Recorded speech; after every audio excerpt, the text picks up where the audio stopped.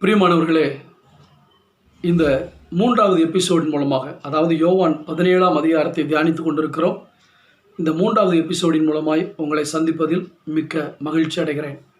யோவான் 17ஆம் அதிகாரம் ஆண்டவராய் இயேசு கிறிஸ்துவுடைய ஜெபம். கிட்டத்தட்ட கெத்செமனே ஜெபமாகிய இந்த ஜெபம் இயேசுவுக்கு பின்னாடி 50 ஆண்டுகள் கழித்து யோவான் இதை பதிவு செய்கிறார். ஞாபகம் வைத்து எழுதப்பட்ட ஒரு ஜெபம், அர்த்தமுள்ள ஜெபம், பல சத்தியங்கள் அடங்கிய ஜெபம். 10 வசனம் வரைக்கும் நம்ம பார்த்தோம். இன்றைக்கி 11ஆம் வசனத்திலிருந்து பார்க்க போகிறோம். ஏற்கனவே நான் உலகங்களை குறித்து சொன்னேன் அல்லவா? கடந்த எபிசோடில் ஒரு காரியத்தை நான் உங்களுக்கு சொல்ல மறந்துட்டேன்.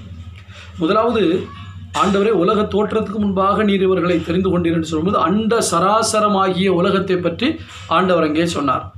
ரெண்டாவதாக இயேசு சொன்னார், உலகத்திலிருந்து நீர் எனக்கு தெரிந்தெடுத்து கொடுத்த மக்கள் என்று. அப்போ பூகோள ரீதியிலான உலகத்தை பற்றி ஆண்டவர் அந்த இடத்துல சொல்லி கொண்டிருக்கிறார். மூன்றாவதாக, நான் உலகத்துக்காக வேண்டிக் கொள்ளாமல் என்று 9ஆம் வசனத்தில் சொன்னாரே, மக்கள் கூட்டமாகிய உலகத்தை பற்றி இயேசு பேசுகிறார். உலக மக்கள், அதாவது மக்கள் கூட்டமாகிய உலகம். சரி, இப்போ 11ஆம் வசனத்துக்கு வருகிறோம். நான் இனி உலகத்தில் இரேன். ஆண்டவருக்கு ஒன்று தெரிஞ்சு போச்சு, ஒரு காரியத்தை செய்கிறதுக்காக தான் இந்த பூமிக்கு வந்தேன் அப்படிங்கிறார். இதில் சில வார்த்தைகள் உங்களுக்கு சொல்ல விரும்புகிறேன். 8ஆம் வசனத்தில், நான் உம்மிடத்திலிருந்து புறப்பட்டு வந்தேன் என்பதை இவர்கள் அறிந்திருக்கிறார்கள் என்றால் என்ன சொல்கிறார்? நான் உம்மிடத்தில் தான் இருந்தேன், இப்பொழுது உம்மிடத்திலிருந்து புறப்பட்டு வந்தேன். எதற்காக?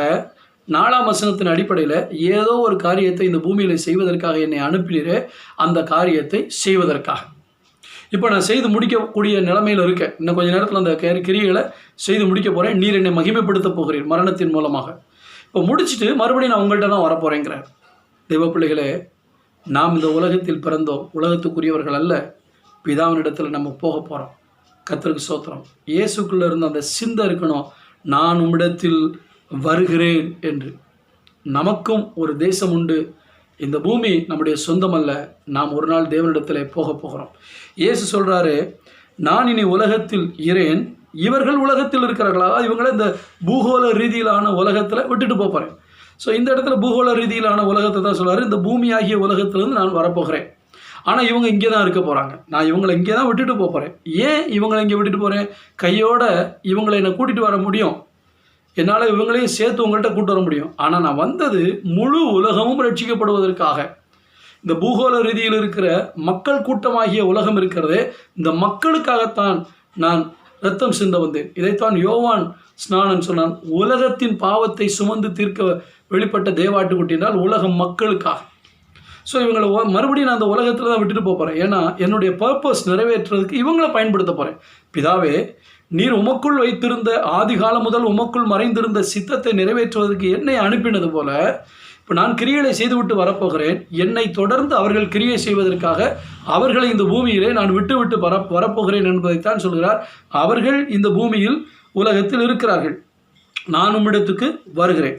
பரிசுத்த பிதாவே, நீர் எனக்கு தந்தவர்கள் நம்மை போல் ஒன்றாயிருக்கும்படி நீர் அவர்களை உம்முடைய நாமத்தினாலே காத்துக்கொள்ளும் என்று சொல்கிறார். இப்போ சீஷர்களுக்காக ஜெபிக்கிறார். இன்னும் அந்த ஜெபத்தை நீங்கள் பிரித்து பார்ப்பீங்கன்னா, முதல் வசனத்திலிருந்து 5ஆம் வசனம் வரைக்கும் இயேசு தனக்காக ஜெபிக்கிறார். 6ஆம் வசனத்திலிருந்து கிட்டத்தட்ட 19ஆம் வசனம் வரைக்கும் சீஷர்களுக்காக ஜெபிக்கிறார். சீஷர்களுக்காக இப்போ வேண்டிக் கொண்டிருக்கிறார். இப்போ இவங்களுக்கு என்ன ஜெபிக்கிறாரு? நம்ம 2 பேற்றுக்குள்ளே எப்படி வேற்றுமைகள் எதுவும் இல்லாமல் ஒரே மனமாக இருக்குமோ, நம்மளை போல் அவங்க எல்லாரும் ஒன்றா இருக்கணும். ஏன்னா இயேசு இந்த பூமியில் இருக்கும்போதே அடுத்த லீடர் யாருங்கிற சண்டை அவங்களுக்குள்ளே வந்துச்சு. நம்மில் யார் பெரியவன்? இன்றைக்கி பெரிய பெரிய ஆர்கனைசேஷன் லீடர்ஸ் தாங்கள் உயிரோடு கூட இருக்கும் பொழுது அடுத்த கட்ட தலைவர்களை உருவாக்காமல் அவர்கள் விட்டபடினால் அவர்களுடைய மரணத்துக்கு பின்பு நன்கு வளர்ந்த ஸ்தாபனங்கள் உடைந்து அவனவன் தன் பார்வைக்கு நலமானபடி போனான்ங்கிற மாதிரி ஆளாளுக்கு ஆட்களை பிடித்து கொண்டு போய் தனித்தனியாக சபைகள் ஆரம்பித்து விட்டார்கள். காரணம் என்ன? நம்மில் எவன் பெரியவன்? நான் இவ்வளோ வருஷம் கூட இருந்தேன், சீனியர் பாஸ்ட்டுக்கு நான் தான் உதவியாக இருந்தேன், நான் தான் அவருக்கு கை கொடுத்தேன், நான் தான் அவருக்கு கைக்கு தண்ணீர் வார்த்தேன், இப்படி பல காரியங்களை சொல்லி அவர் என்னைத்தான் அடிக்கடி பிரசங்கத்தில் பயன்படுத்தினார் என்றெல்லாம் சொல்லி அவங்கவுங்க ஆளாளுக்கு பிச்சுட்டு போகிறாங்க. இயேசு சொல்றார், நீரும் நானும் எந்த வேற்றுமையின் நிழலும் நமக்குள் இல்லாமல், ஒளிவு மறைவு இல்லாமல் எப்படி நாம் ஒன்றாக இருக்கிறோமோ இதே போல் அவங்களும் ஒன்றாக இருக்கணும். சபை இப்படித்தான் இருக்க வேண்டும். ஜாதி பிரச்சனை, மத பிரச்சனை, உயர்வு தாழ்வு, ஏழை பணக்காரன், இந்த வேற்றுமைகள் எதுவும் இல்லாதபடி குமாரனும் இயேசுவும் பிதாவும் ஒன்றாக இருக்கிறது போல நாம் எல்லாம் ஒன்றாக இருக்க விரும்புகிறார். இப்போ அவருடைய ஒரு மனம் காத்து கொள்ளப்பட வேண்டும் என்பதற்காக ஜெபிக்கிறார். அர்த்தமுள்ள ஜெபம். உம்முடைய நாமத்தினாலே காத்துக்கொள்ளும். கர்த்தருடைய நாமம் பலத்த துருகம், நீதிமான் அதற்குள் ஓடி சுகமாய் தங்குவான். அப்போ கர்த்தருடைய நாமம் தான் நமக்கு பாதுகாப்பு, அதுதான் நம்மை பாதுகாக்கும். வியாதியிலிருந்து பாதுகாக்கக்கூடிய நாமம் யெகோவா ரஃபா. தேவைகளை சந்திக்கிற நாமம் யெகோவா ஈரே. இப்படியெல்லாம் பல காரியங்களை சொல்லலாம். அவருடைய நாமம். இப்போ சொல்றாரு, உம்முடைய நாமத்தினால் அவர்களை காத்துக்கொள்ளும். உம்முடைய நாமத்தை வெளிப்படுத்திட்டேன், இப்போ உங்களை சார்ந்து கொண்டாங்க, இப்போ அவர்கள் உம்முடையவர்கள். என்னுடையவைகள் யாவும் உம்முடையவைகள் என்று சொன்னது அர்த்தம், எனக்கு கொடுத்தீங்க, நீங்கள் கொடுத்த வார்த்தையை, நீங்கள் கொடுத்த மகிமையெல்லாம் உங்களுக்கு நான் கொடுத்துட்டேன், இப்போ இவர்கள் உம்முடையவர்கள். இப்போ உம்முடையவர்களாக மாறிட்டாங்க. நம்ம 2 பேர் எப்படி ஒன்றா இருக்கோமோ அதை போல் இவங்களும் ஒன்றா இருக்கணும். அருமையான விசுவாசிகளே, எல்லாரோடையும் ஒரு மனசாக இருக்கீங்களா? எல்லாரோடையும் அன்பாக இருக்கீங்களா? பிரிவினையோடு இருக்கீங்களா? வைராக்கியத்தோடு இருக்கீங்களா? பொறாமைகளோட போட்டிகளோடு இருக்கீங்களா? ஒரே அப்பாவுடைய பிள்ளைகள். நாம் எல்லாம் ஒரு மனமாக இருக்க வேண்டும். ஒரு மனதைத்தான் கர்த்தர் தேடுகிறார். இந்த கர்த்தருடைய நாமம் தான் நம்மை ஒன்றாய் காத்துக்கொள்ளும். ஒன்றாய் இருக்கும்படி அவர்களை அவங்க பிரிஞ்சு போயிடக்கூடாது. எனக்கு அப்புறம் இவங்க தனித்தனியாக போயிடக்கூடாது. கடைசி வரைக்கும் ஒன்றா நின்று உங்கள் சித்தத்தை நிறைவேற்றணும் ஆண்டவரை, நான் பட்ட பாடுகள் வீண் போயிடக்கூடாது அப்படின்னு ஜெபிக்கிறார். 12ஆம் வசனம், நான் அவர்களுடனே உலகத்தில் இருக்கையில், இந்த இடத்துலையும் இந்த பூகோள ரீதியிலான உலகத்தை பற்றி பேசுகிறார். நான் உலகத்தில் இருக்கையில் அவர்களை உம்முடைய நாமத்தினாலே காத்துக்கொண்டேன். அப்போ பிதாவுடைய நாமத்தினாலே நான் காத்துக்கொண்டேன், இப்போ நான் மறுபடியும் வரப்போகிறேன், அதனால் இவர்களை காத்துக்கொள்ள வேண்டிய பொறுப்பை உம்மிடத்தில் ஒப்படைக்கிறேன். ஸோ நம்ம இல்லாதப்ப நம்முடைய ஆடுகளை கவனிப்பதற்குரிய மாற்று ஏற்பாடை நாம் செய்ய வேண்டும். இயேசு நிரந்தரமாக இந்த ஊரை விட்டு போக போகிறார், உலகத்தை விட்டு போக போகிறார். அடுத்து பிதாவுடைய நேரடி கண்காணிப்பில் வரப்போகிறாங்க. அதுக்கு தான் பரிசுத்த ஆவியானவர் அவர் கொடுக்க போகிறார். இப்போ அவர்கள்ட்ட ஒப்பு கொடுக்குறார், அவர்கிட்ட பிதாட்ட ஒப்பு கொடுக்குறார். ஆண்டவரே, இந்த பூமியில் இருக்கும்போது நான் காத்து கொண்டேன். நம்மை சபையில் போதகராய் வைத்திருக்கிற வரைக்கும் சபையை காத்து கொள்ள வேண்டியது நம்முடைய கடமை. போதகர்களே, விசுவாசிகளை, உங்கள் கையில் கொடுத்திருக்கிற ஊழியத்தை கடைசி வரை காத்து கொள்ள வேண்டியது உங்களுடைய பொறுப்பு. நான் உம்முடைய நாமத்தினாலே அவர்களை காத்து கொண்டேன், நீர் எனக்கு தந்தவர்களை காத்து கொண்டு வந்தேன். காத்து கொண்டு வந்தேன். அப்போ என்கிட்ட கொடுத்த நாளிலிருந்து அவர்களை பாதுகாப்பதில் தான், அவர்களை பயன்படுத்துவதில் நான் கவனம் செலுத்துவதை விட அவர்களை பாதுகாப்பதில் கவனம் செலுத்தினேன். அடுத்து அவர்களை பயன்படுத்த போகிறேன். ஸோ அவர்களை பாதுகாப்பதில் நான் கவனம் செலுத்தினேன். நீர் எனக்கு தந்தவர்களை உம்முடைய நாமத்தினாலே காத்து கொண்டேன், உம்முடைய நாமத்தினாலே காத்து கொண்டேன், நீர் எனக்கு தந்தவர்களை காத்து கொண்டு வந்தேன். ஸோ ஏற்கனவே செய்ததை தொடர்ந்து செய்து கொண்டே இருக்கிறேன். அப்போது ஒரு சின்ன மனவேதனையான காரியத்தை சொல்கிறாரு. எழுதியிருக்கிறபடி கேட்டின் மகனாகிய வேத வாக்கியம் நிறைவேறத்தக்கதாக கேட்டின் மகன் கெட்டுப்போனானே அல்லாமல் அவர்களில் ஒருவனும் கெட்டு போகவில்லை. இயேசுநாதர் நடத்தின சபையில் 12 பேரில் ஒருத்தன் சாத்தானாக இருந்தான். ஸோ இன்றைக்கி எவ்வளோ பெரிய பாஸ்டர், எவ்வளோ பரிசுத்தமான பாஸ்டர், எவ்வளவு வெளிப்பாடுகள் உள்ள பாஸ்டர் சபை நடத்தினாலும் அதிலையும் இப்படிப்பட்ட கேட்டின் மக்கள் இருக்கத்தான் செய்கிறார்கள். நாம் ஒன்றும் செய்ய முடியாது. அவன் அந்த கேட்டின் மகனை பற்றி அவர் கவலைப்படாமல் இவர்களை பற்றி தான் கவலைப்படுகிறார். யார்? தனக்கு பின்பு தன் பணியை தொடர்ந்து செய்ய போகிற தம்முடையவர்கள், பிதாவுக்கு சொந்தக்காரர்கள், அவர்களை பற்றி தான், அவங்களுக்காக தான் அதிகமாக ஜெபிக்கிறார். ஃபஸ்ட்டு அவங்களுக்கு என்ன, இவன் நான் உலகத்துக்காக ஜெபிக்கலை, இவங்களுக்காக ஜெபிக்கிறேன் அப்படின்னு சொல்லிட்டு, என்னென்னா என்னுடையவைகளெல்லாம் உம்முடையவைகள்லாம் என்னுடையவைகள். இப்போ நான் என்ன செய்ய போகிறேன்னா, உங்களை போல என்ன போல இவங்க ஒன்றாக இருக்கணும், அதுக்காக இவங்களை காத்துக்கொள்ளும். நான் இருக்கிற வரைக்கும் இவங்களெல்லாம் ஒரு மனதில் காதே, யார் பெரியவன் சண்டை போடுறீங்களா, அப்படிலாம் இருக்கக்கூடாது. நீ ஆளாக இருக்கன்னா கடைசி ஆளாக பணிவிடைக்காரனாரு, நீ முதன்மையாக இருக்க விரும்பினா கடைசி வேலையை பாரு, தாழ்மையாக இருக்குன்னா நான் சொல்லி இப்படி பல உபதேசத்தை கொடுத்து இவனுங்களுக்குள்ள பல பிரச்சனை வந்துச்சு. யார் பெரிய ஆளுங்கிற சண்டையெல்லாம் வர பார்த்துச்சு. ஆனால் வார்த்தையை கொடுத்து இவங்களை காத்து கொண்டே வந்தேன், இது வரைக்கும் காத்து கொண்டேன். அதில் ஒருத்தன் கெட்டு போயிட்டான்.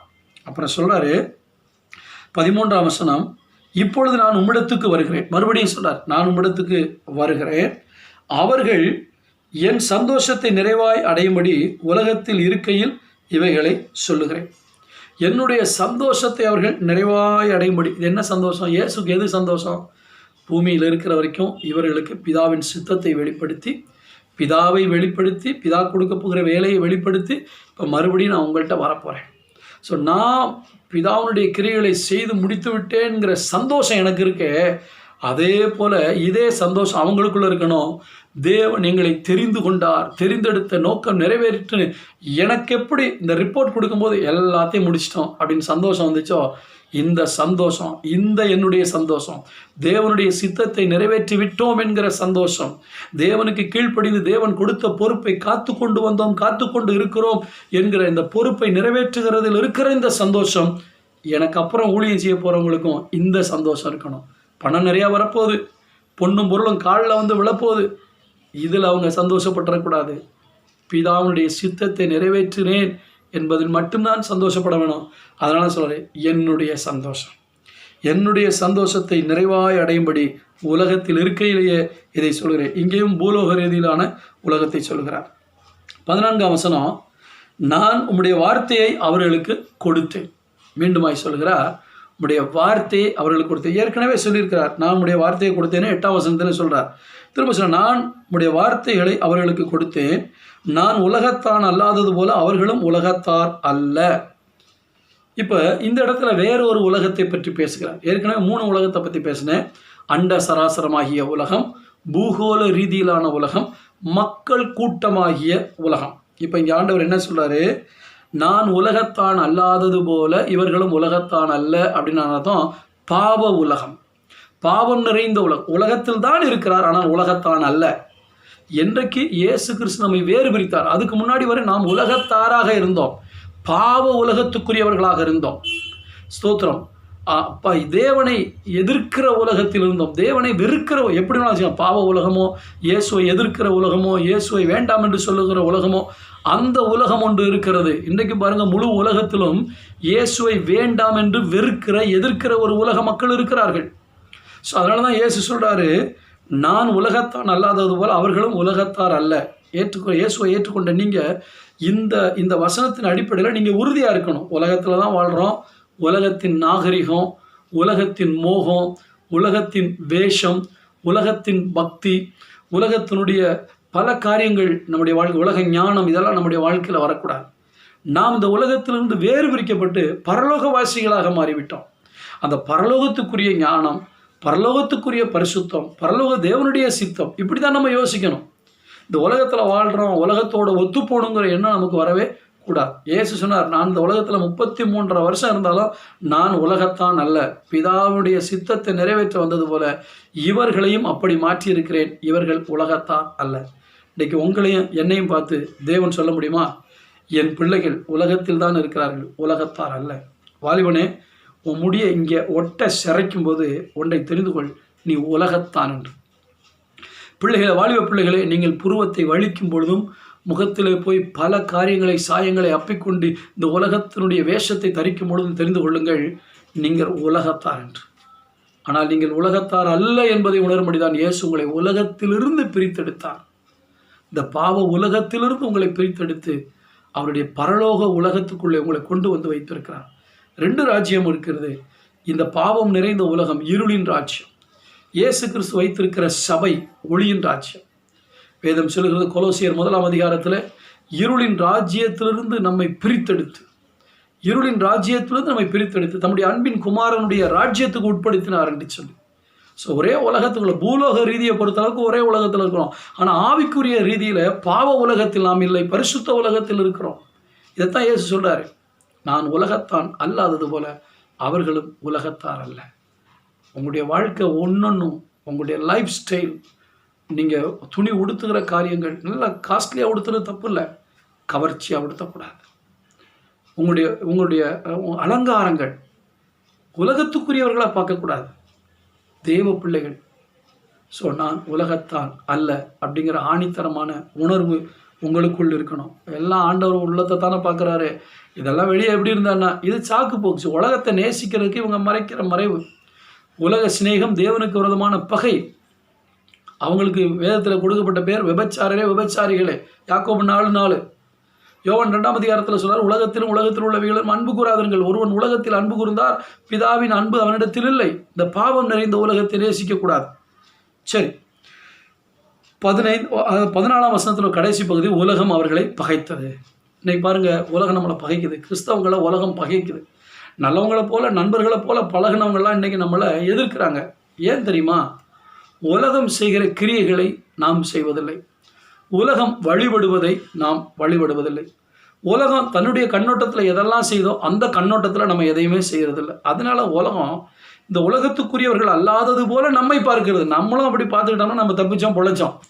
ஆனால் நீங்கள் பார்க்குற மாதிரியெல்லாம் இல்லைங்க, நாங்களும் உங்களை மாதிரி தான், உலகத்தோடு ஒன்று சேர்ந்தவங்க தான் அப்படி இந்த மழுப்புற குணம் நமக்குள்ளே வந்துச்சுன்னா அவங்களுக்கு நமக்கு வித்தியாசமே இல்லை. நாம் உலகத்தாராக இல்லாவிட்டால் உலகம் நம்மை பகைக்கத்தான் செய்யும். உலகம் பகைக்கக்கூடாது என்பதற்காக உலகத்தை போல ஒத்த வேஷம் நம்ம தரிக்கக்கூடாது. அதைத்தான் சொல்கிறாரு, நீங்கள் இந்த பிரபஞ்சத்துக்கு ஒத்த வேஷம் தெரியாமல் என்று. 15ஆம் வசனம், நீர் அவர்களை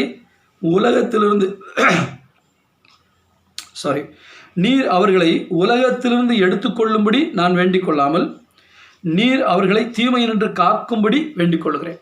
இப்போ முக்கியமான ஒரு காரியம், சிலர் சொல்லுவாங்க, நான் வேலை செய்கிற இடம் ரொம்ப மோசமான இடம், வேறு வேலைக்காக ஜெபம் பண்ணுங்க பாஸ்டர். நான் படிக்கிற பள்ளிக்கூடம் ரொம்ப மோசமான பள்ளிக்கூடம், வேறு பள்ளிக்கூடத்துக்காக ஜெபம் பண்ணுங்க பாஸ்டர். தெய்வ பிள்ளைகளே, ஆண்டவர் இதைத்தான் சொல்கிறார், உலகத்தில் எங்கே போனாலும் பிசாசு இருக்கத்தான் செய்வான். உலகத்தை எங்கே போனாலும் அசுத்தாவிகளுடைய கிரியை இருக்கத்தான் செய்யும். இந்த கம்பெனி இல்லாட்டி அந்த கம்பெனி, எந்த கம்பெனிக்கு போனாலும் உலகத்து மனிதர்கள் தானே அங்கே இருக்கிறார்கள். அப்போ உலகத்து மனிதர்கள் இருக்கிற இடத்துல நாம் போகும்பொழுது எல்லா இடத்துலையும் ஒரே மாதிரி பிரச்சனை தான் வரும். அதனால தான் இயேசு சொல்கிறாரு, இவங்க பரிசுத்தமாக இருக்கணும், ஆனால் பரிசுத்தம் இல்லாத உலகத்தில் இருக்கிறார்கள். இப்பொழுது நான் என்ன செய்ய விரும்புகிறேன், நீர் இவர்களை உலகத்திலிருந்து எடுத்துக்கொள்ளும்படி நான் வேண்டிக் கொள்ளாமல் உலகத்திலிருந்து காத்து கொள்ளும்படி வேண்டிக் கொள்கிறேன். நாம் ஜெபிக்க வேண்டிய நல்ல ஜெபம் ஒவ்வொரு நாளும், ஆண்டவரே, நான் உலகத்தில் தான் வேலை பார்க்கிறேன், உலகத்தில் தான் நான் படிக்கிறேன், ஆனால் இந்த உலகம் எனக்குள் வராதபடி உம்முடைய நாமத்தினாலே என்னை காத்துக்கொள்ளும். இந்த உலகத்திலிருந்து என்னை எடுத்துக்கொள்வதற்காக அல்ல, இந்த உலகத்திலிருந்து என்னை காத்துக்கொள்ளும். இன்றைக்கு பல இடங்களில் வெளியே போனாலே கண்களின் இச்சை பயங்கரமாய் தாண்டவம் ஆடுகிற உலகத்தில் வந்திருக்கிறோம். நம்முடைய தமிழகத்தில் கூட பெண்கள் உடையணிகிற அந்த நாகரிகம் என்கிற மோகத்தில் வித்தியாசமாக இருக்கிறார்கள் வாலிப பிள்ளைகள். பல சினிமா காட்சிகள் ஆங்காங்கே காணப்படுகிறது. கண்களை காத்துக்கொள்வது, அதே போல் யூடியூப்பில் கர்த்தருக்கு ஸ்தோத்திரம் டிவியில் போட்டால் நிறைய காரியங்கள் நம்மளை கவர்றதுக்கு இருக்குது. இதிலிருந்தெல்லாம் தேவன் நம்மை காக்க வேண்டும் என்று நாம் ஜெபிக்க வேண்டும். ஆம் பிரியமானவர்களே, இந்த உலகம் நம்மை கரைப்படுத்த துடித்து கொண்டிருக்கிறது. நம்மை அதனுடைய வலைக்குள் இழுத்து போட துடித்து கொண்டிருக்கிறது. வலைதளத்தின் மூலமாக நாம் உலகத்துக்குரியவர்கள் அல்ல. இயேசு சொல்கிறாரு, நீர் தீமையினின்று அவர்களை காத்துக்கொள்ளும். முதலாவது ஒரு மனமாக இருக்கிறதுக்காக அவங்கள காத்துக்கொள்ளும் உம்முடைய நாமத்தினாலே. இப்பொழுது அவர்களை தீமையினின்று காத்துக்கொள்ளும். உலகம் தீமையினால் நிறைந்திருக்கிறது. அந்த தீமை இவர்களுக்குள் வந்து விடாதபடி தீமையிலிருந்து காக்கும்படி உம்மிடத்தில் வேண்டிக் கொள்கிறேன். 16ஆம் வசனம், நான் உலகத்தான் அல்லாதது போல அவர்களும் உலகத்தான் அல்ல என்பதை முன்பு சொன்னதையே அவர் மறுபடியும் சொல்லுகிறார். 17ஆம் வசனம், உம்முடைய சத்தியத்தினாலே அவர்களை பரிசுத்தமாக்கும், உம்முடைய வசனமே சத்தியம். முதல்ல காத்து கொள்றதுக்கு நாமத்தை பயன்படுத்துகிறவ பரிசுத்தப்படுத்துவதற்கு சத்தியத்தை பயன்படுத்துகிறான். நான் அதனால தான் முதலே சொன்னேன், கர்த்தருடைய நாமம் பலத்த துருகம், நீதிமான் அதற்குள் ஓடி சுகமாய் தங்கியிருப்பான். கர்த்தருடைய நாமம் நம்மை பாதுகாக்கிறது. ஆனால் நம்மை இந்த உலகத்தின் தீமை நின்று பரிசுத்தப்படுத்துகிறது எது தெரியுமா? கர்த்தருடைய சத்தியம். உம்முடைய வசனமே சத்தியம். அதில் போட்டிருக்க உம்முடைய வசனமே சத்தியம். இந்த தேவனுடைய வார்த்தையை எந்த அளவுக்கு நீங்கள் படிக்கிறீர்களோ தியானிக்கிறீர்களோ அந்த அளவுக்கு இந்த வசனம் உங்களை பரிசுத்தப்படுத்தி கொண்டே இருக்கும். இந்த வசனம் உங்களை பரிசுத்தப்படுத்தி கொண்டே இருக்கும். யோவான் 15ஆம் அதிகாரத்தில் 3ஆம் வசனம், நான் உங்களுக்கு சொன்ன உபதேசத்தினாலே நீங்கள் இப்பொழுதே சுத்தமாய் இருக்கிறீர்கள். இயேசுனுடைய உபதேசம், ஆறுதலான பிரசங்கங்கள் ஆண்டவருடைய அன்பை உணர வைக்கும். தேறுதலான பிரசங்கங்கள் நம்முடைய துன்பத்தை மறந்து தேவனை நேசிக்க வைக்கும். அவைகள் எல்லாம் அவசியம் தேவை. ஆனால் உபதேசங்கள் தான் நம்மை பரிசுத்தமாக்கும். ஆறுதல் அடைந்த பாவியாகவும் வாழ முடியும். தேவ அன்பை பெற்றுக்கொண்டு உலக ஆசீர்வாதங்களை பெற்றுக்கொண்ட பாவியாகவும் வாழ முடியும். ஆனால் வேத வசனங்களை கைக்கொண்டு வேத வசனங்களை படித்து கைக்கொள்ளுகிற பாவியாக இருக்க முடியாது. ஏனென்றால் இந்த வேத வசனம், இந்த உபதேசம் நம்மை பரிசுத்தப்படுத்திவிடும். சபைகளில் வெறும் பிரசங்கம் இருக்கக்கூடாது, உபதேசங்கள் இருக்க வேண்டும். அந்த உபதேசங்கள் தான் ஜனங்களை பரிசுத்தப்படுத்தும். இப்போ இயேசு பிதாட்ட சொல்றாரு, உம்முடைய சத்தியத்தினால் அவர்களை பரிசுத்தமாக்கும். இப்போ நான் இன்னொரு கேள்வி கேட்குறேன், 3.5 வருஷம் கூட இருந்தாங்களே, பரிசுத்தம் இல்லாமையா இருப்பாங்க? அவர்கள் முன்பு இருந்ததை விட எவ்வளவோ மாறிவிட்டார்கள். ஆனால் இன்னும் மாற வேண்டும். இதை பார்த்து கொண்டிருக்கிற நீங்கள் 10 வருஷம் விசுவாசி, 20 வருஷம் விசுவாசின்னு வருஷத்தை கணக்கு போடக்கூடாது. வாழ்க்கையில் கடந்து வந்த பாதைகளில் எந்த அளவுக்கு பரிசுத்தத்தில் முன்னேறி இருக்கோம்.